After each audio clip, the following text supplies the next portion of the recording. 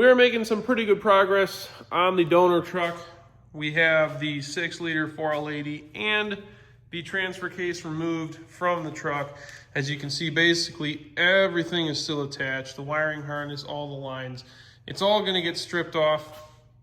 I'm most likely going to keep the engine and the trans together and then drop it in as one.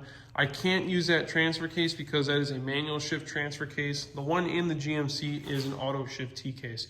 So the only difference really from this setup and the other setup is I will be using all of the accessory drives from the other truck. And the other truck also has E-fans and it doesn't have oil cooler lines.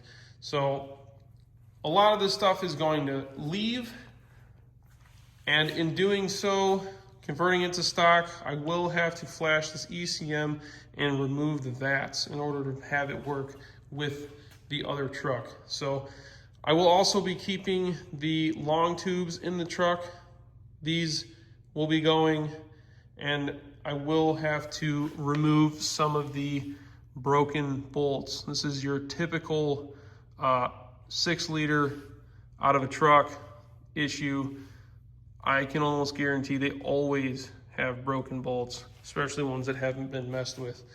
So we're gonna get this stripped down all the way down to a long block with the intake and coils and all that, and get the transfer case off.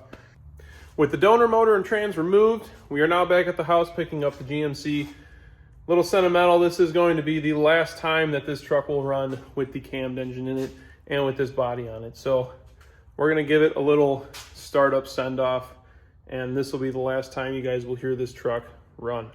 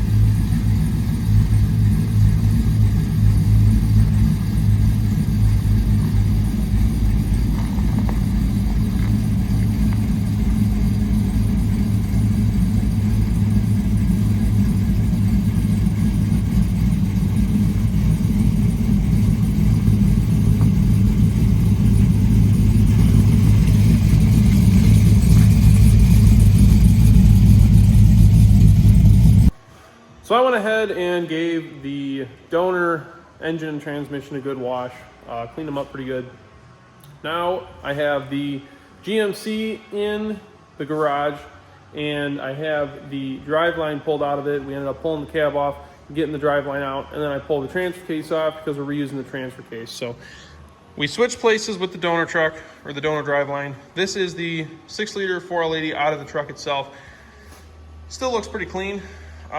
Ran fine, so this unit is for sale and it's most likely leaving this coming week.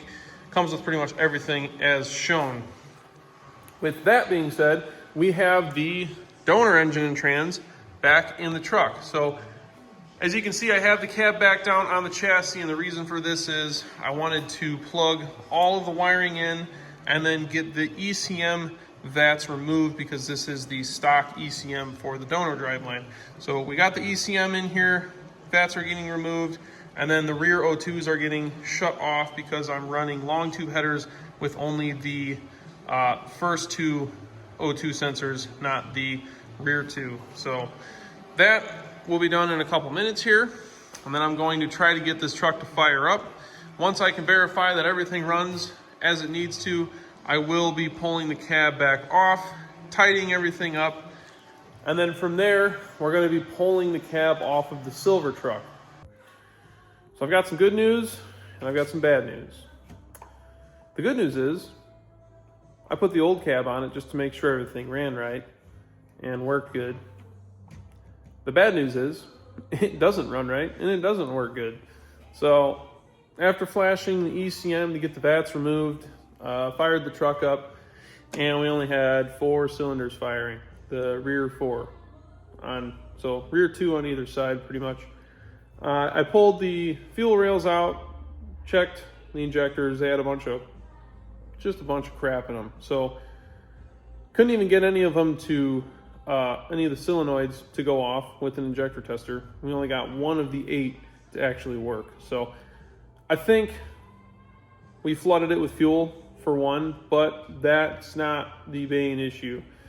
The main issue is I pulled the plugs out and hit the key to check for compression just by throwing my thumbs over a couple of the holes. And we got one dead hole. The front cylinder here, this one, number 1, completely dead. So with that, check the valves and the lifters. All those are moving good. Then stuck a bore scope down it, cranked it over, and found that the piston is not moving at all. So we have ourselves a blown up boat anchor. Now we get to pull the cab back off of it, pull the driveline back out, and see why the piston's not moving. Probably has a broken rod, so hopefully we can salvage the rest of the motor and just put a rod and piston in it. I have a feeling it's not gonna go well, and I'm gonna be looking for another motor. Due to the amount of scams on Facebook, my initial response was to hop on there and get a hold of the seller to try to get him to admit that he had sold me a bad engine. 1, because I hate being lied to, and 2, because I've been scammed before. So my first initial thought is that it's their fault. Now, after doing some research and digging around, I actually think that it's my fault. So let me show you guys what we found. The engine is out of the truck again and up on the crane, and we actually ended up tearing it all the way down to basically a short block. As you can see, number 1 cylinder, the problem cylinder, we pulled the piston out and actually looked around inside there to see if there was any damage. Luckily, the only damage is to the rod and the windage tray, which the windage tray may actually be salvageable. So what I think happened is when I was trying to get the truck to fire up, I bypassed the fuel pump relay prior to knowing that the injectors were shot. So what I think happened is when I bypassed fuel pump relay, I was just pushing fuel through the injectors that were stuck open right into the cylinder. And so when I went to fire the truck up, the engine hydro locked and actually completely blew a rod apart. So over on the workbench, I actually have the rod and piston that we pulled out. So luckily, when the rod broke, it ended up breaking in multiple spots. Like I said, it looks like it almost shattered apart. So this was obviously still on the crankshaft, and I got the engine to run at one point, and the knocking noise that we were hearing was basically the rod smacking the windage tray. So this piston was all the way up in the cylinder. Thankfully, it wasn't down and hitting the rotating assembly. Now, the other thing is I got to find the rest of the piston. As you can see, this, or the rest of the rod, this is not all the pieces of the rod. So some of it is probably still in the engine, might be some in the oil pan, not 100% sure, so I'm gonna have to look around for more pieces. But the rod, as I was saying, was hitting the windage tray, and you can see it is a little banged up, but it's honestly not in terrible shape. So this windage tray can probably be reused, but the biggest thing is getting all of the shrapnel and metal out of this engine. So I'm gonna have to do a little bit more inspection, put it on an engine stand and flip it over just to make sure that the cam is good and that everything else is good, and then do a thorough cleanup of all the parts and find myself a new rod and piston, some gaskets, get the head surfaced along with some new head bolts, and then I don't know, it should be good to go. And get a new set of injectors, because that was our main culprit for why this thing blew a rod into a million pieces. One eternity later. Moving on with this razor blade rebuild, I've got the new rod installed. I took the other side rod and piston out just to make sure everything was good to go.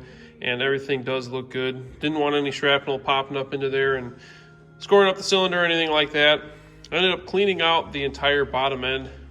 Basically just used 3 cans of brake clean and hose the ever-living crap out of it. So I'm gonna end up opening both sides of the engine here, because I do have a full gasket kit for it, and then checking all inside there as well.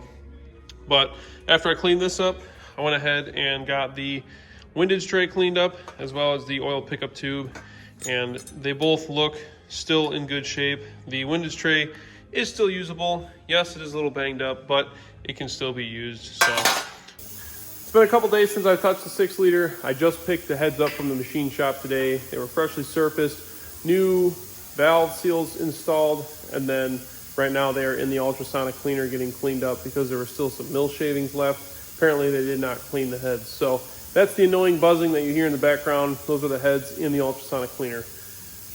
Other than the heads, the engine is pretty much wrapped up. I re-gasketed everything off camera, cleaned up the rear cover, re-gasketed it, new rear main seal.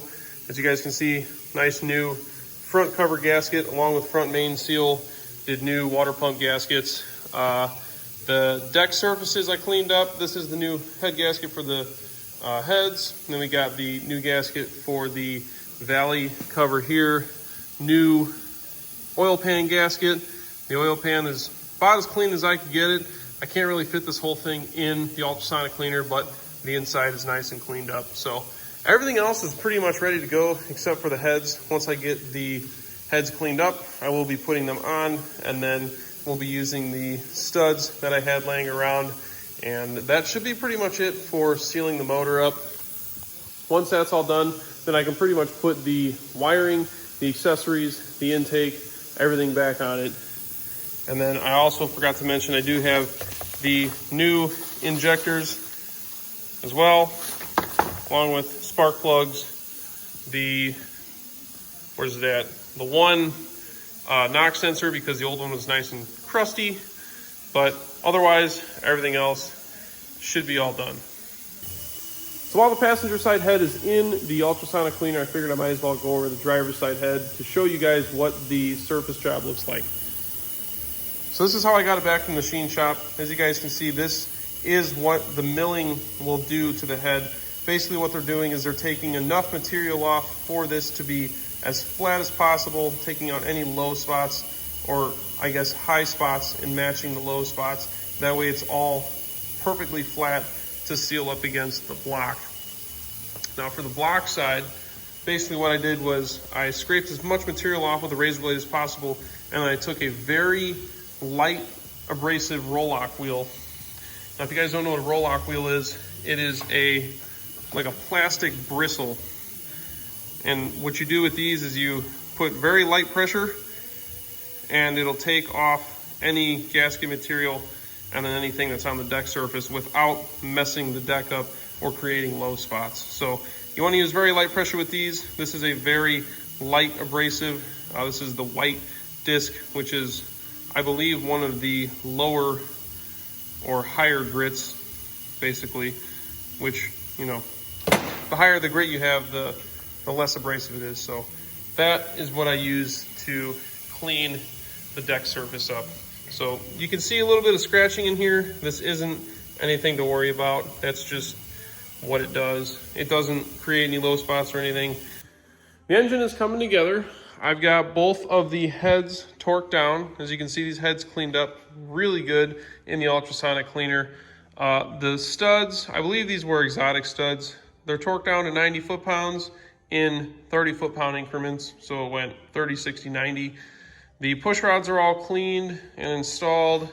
I do have to clean the rockers for both sides, and then I have to get one of the valve covers cleaned, which is that one. I have one clean and the other one not.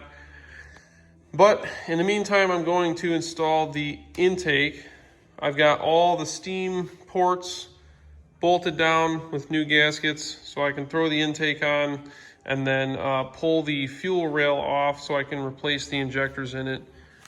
And then once I get the rockers and the valve covers cleaned up, I can basically button all that up, install the coils, get the wiring harness on, and then it should be ready to put in the chassis again. And then we will be back to ground zero. So right now we're in negative ground territory because this is technically not supposed to be where I wanted to be, but we will get back to ground zero here soon. And then from there, we'll continue on with the body and the chassis swap and all that. So stay tuned for that. Just got done cleaning up the rockers and the valve covers. Threw those on the engine along with the intake, and then threw the new injectors in when I did the intake, which was last night.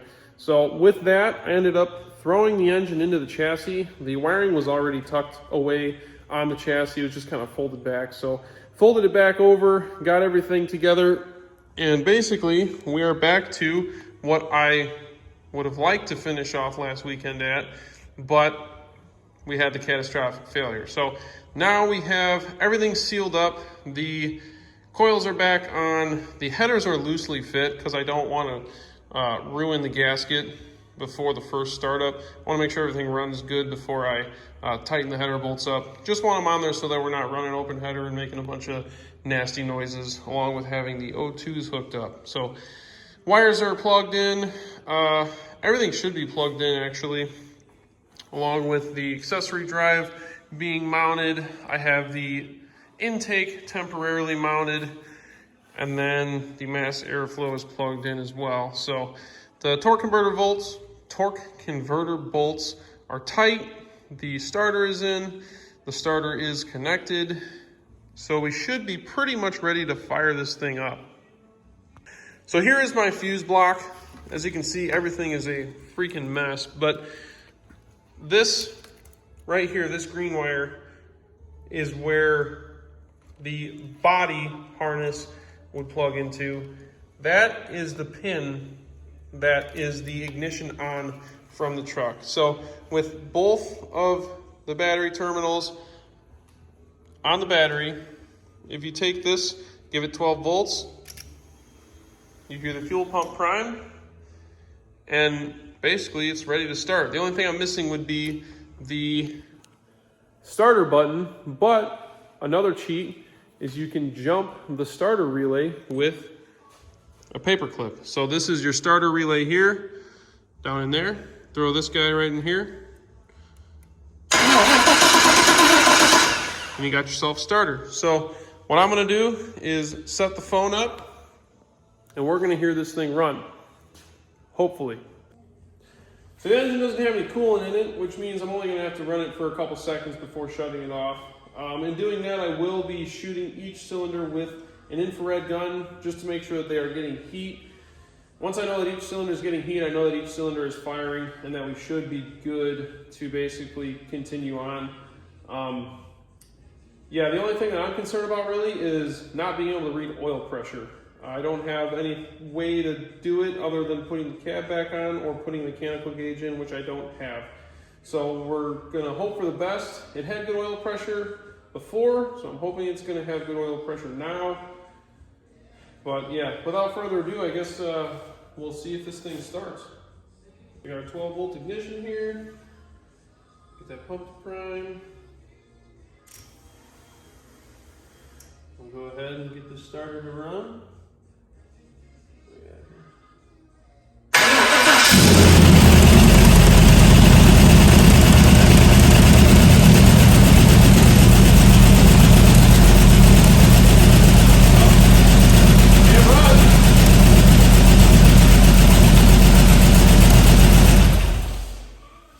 So I'm gonna go ahead and grab the infrared gun and shoot all of the cylinders and see what they look like.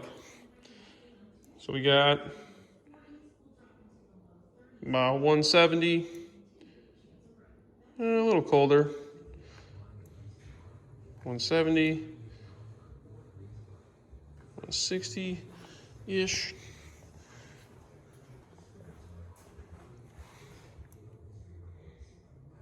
About 160. Yeah, it's a little colder, 120, 160, a little colder, about 130. So they're all getting heat, which is good. It's about 55 degrees in the garage. So anything above 55 degrees is technically heat. Now, I don't know why some of them are running colder than the others. That could be something to do with not having the pedal hooked up. It could be in like a reduced power mode. So once I get all that hooked up, then I'm gonna do it again and see to make sure that each of them are firing properly. As you guys saw in the video, it ran smoothly at first, and then it kind of got a little violent towards the end, which I kind of expected that, but it is running and it's not making any funky noises, and I'm hoping it's got oil pressure. So that's enough proof for me to throw the cab on and continue on with this swap. The 6-liter chassis is now rolled out back, and we have the LLY in the garage now.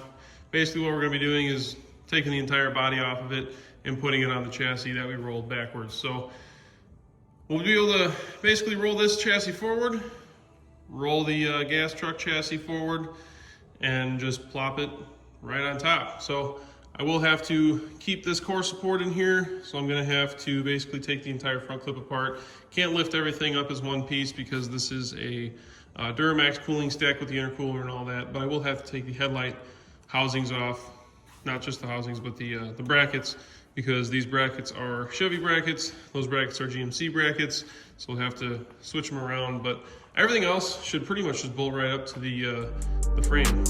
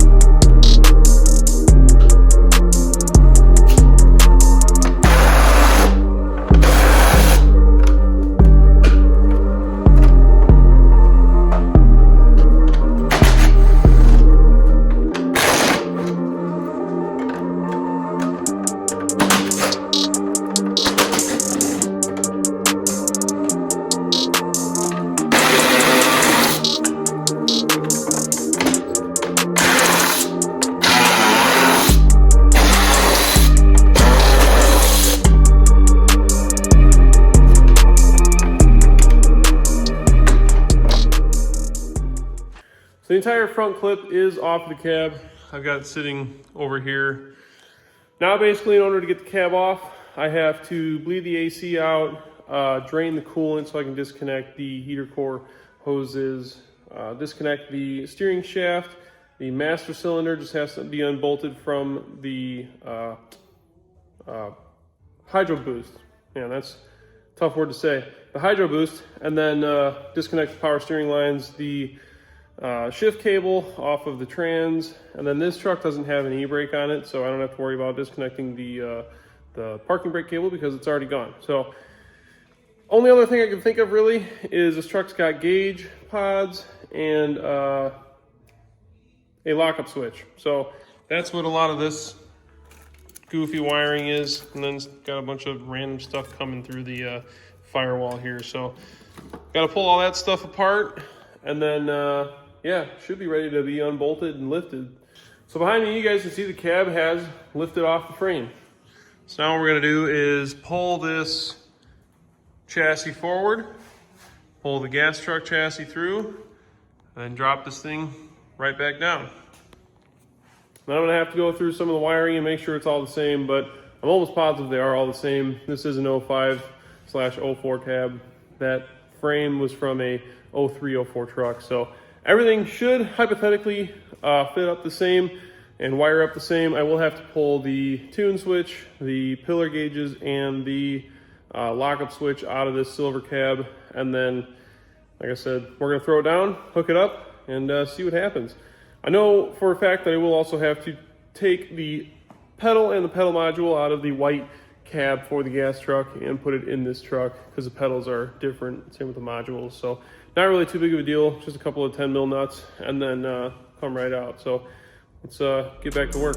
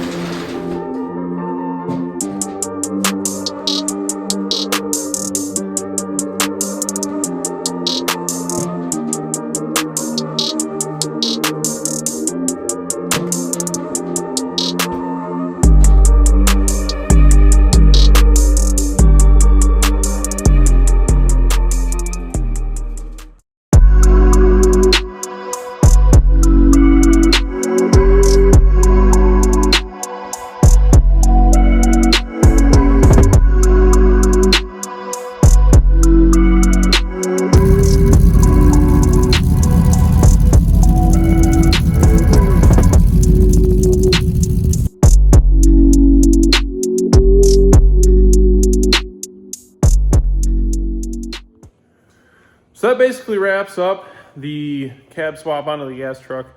I took it for a test drive. It's got a little bit of a misfire in one of the cylinders, one or two of them. Swapped out the O2 sensors, seems to cleared up a little bit. I need to run it out of gas and refill it because right now it's on 93 and it's back to a stock tune, stock drive line. So I gotta put 87 back in it. Hopefully it clears up a little bit better. I also need to replace the internal trans harness along with a couple of solenoids.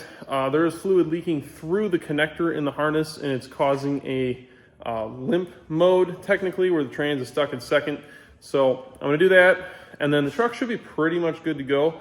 I got it up to temp a couple times. Doesn't seem to have any issues as far as any leaks or issues with running except for that little misfire. So once I get that all figured out, that truck will be solid, good to go, and yeah, it'll be on to the next person. So now we get to work on some of the fun stuff. The GMC, which is now the quote-unquote race truck, street truck, whatever you want to call it. This is my toy. So stay tuned for that one. I'm going to end this video here, and we'll pick up the next video with the street truck again. So I'll catch you guys in the next video.